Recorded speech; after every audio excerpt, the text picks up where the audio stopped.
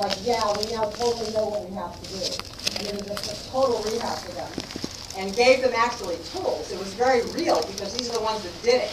So, you know, somebody would stand up and say something that was just like whatever, and one of the OT ambassadors would go, yeah, that's exactly right. And you have to confront it and handle it. And it was like, okay, I get it. You know? There's no way around like doing the work, you know. So that was very successful. And then there was the dissemination seminar. Mr. Story, who's the Ideal Org Programs Director, CMO Int, had over 200 attendees. She took them through the Ideal Org systems and the Div 6 information displays. Everything that the org has now being ideal, and the Div 6 phase obviously very much concentrated on. And then Jeff Pomeranz in an FSM rally. That is the original T-shirt that he wore at the... And that is actually, and he said this, and says, you know why the volunteer minister T-shirt has black letters on yellow? And he says, no matter what, like, no matter what anybody said, when he was being interviewed by the press, it didn't matter what anybody said, everybody was seeing the T-shirt that says Scientology works. So even on the news, TV, everything, it was like Scientology works, and that message got out for me. He was very proud of that shirt, so it was awesome. And at the end of the night, Michael Duff did a concert, and he performed "We Stand Tall," and everybody obviously sang with him. So there you go.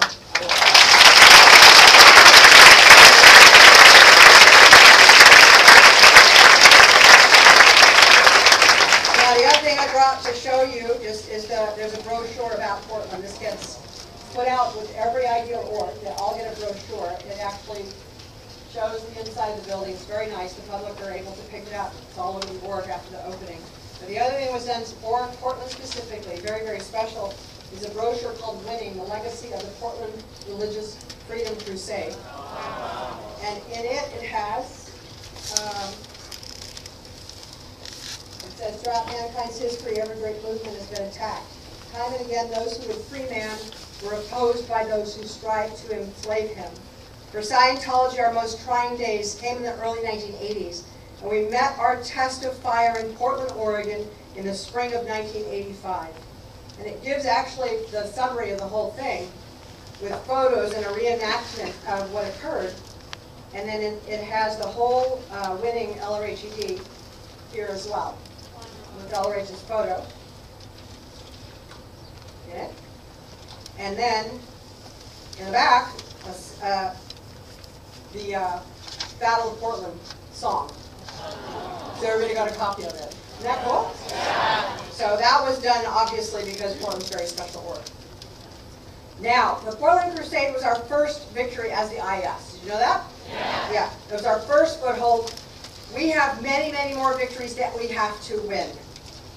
And we have to move those victories forward and get them won so we actually move toward a cleared planet. We don't really have a choice on that. And we're going to keep doing these battles. Like the Battle of Portland was pretty overt. The battles we're fighting now are maybe not quite so overt, but they're definitely battles nevertheless. Yeah. Like the battle to get people off drugs, to get them educated, to not get them in a position where they're not able to get up the bridge, which is the battle we're fighting, and that's what the IS is all about. So we're entering the summer IS period that ends on 20 June. And what we are funding is of major strategic importance, which you're going to hear more about tonight. PAC's portion of what we need to raise is $3.5 million, and it breaks down as follows, and these quotas are to be met. AOLA, $850,000, Asher Day, $700,000, AstroWeb, $500,000, and CC International, $1.25 million. So now, to give you the inside briefing, please welcome the Grantoff ISA.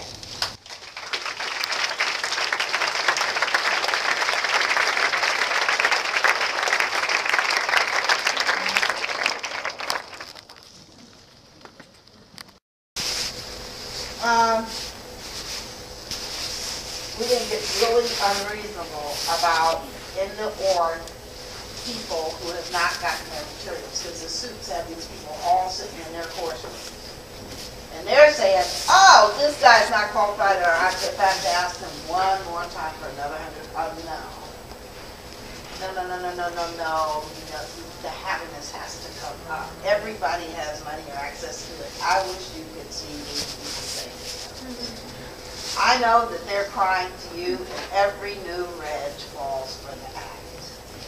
I remember when I was as a new reg, I was regging someone for power, and the lady said, you know, I just don't have it. I said, well, I'll give it to you. They just cried for it, and I gave my hard-earned money to them. Right? Because I didn't know that people say they don't have money when they do. I didn't know that. Right? But we're going to have to show you and prove it to you because I know you don't believe it. So here's what we're going to do.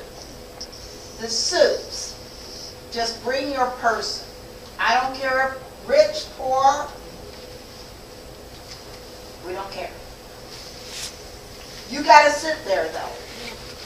You've got to sit there while we go online and look up all their credit cards so we can show them to you. So you can see that your people definitely have money. They just don't consider they do. But when we get done, they're like surprised. Sometimes they don't have it. Like we have, Josh, he had, what's his name? And we went through all his credit cards. Just go online. And he really didn't have them. I did his OTA, and he doesn't care. He had 3,700, excuse me. I don't want to say he didn't have any, which I consider that not much money. But maybe you consider it a lot. So we're going to handle that. Oh, the other thing is that you guys have to do is the call center is not the org. When you're in the call center,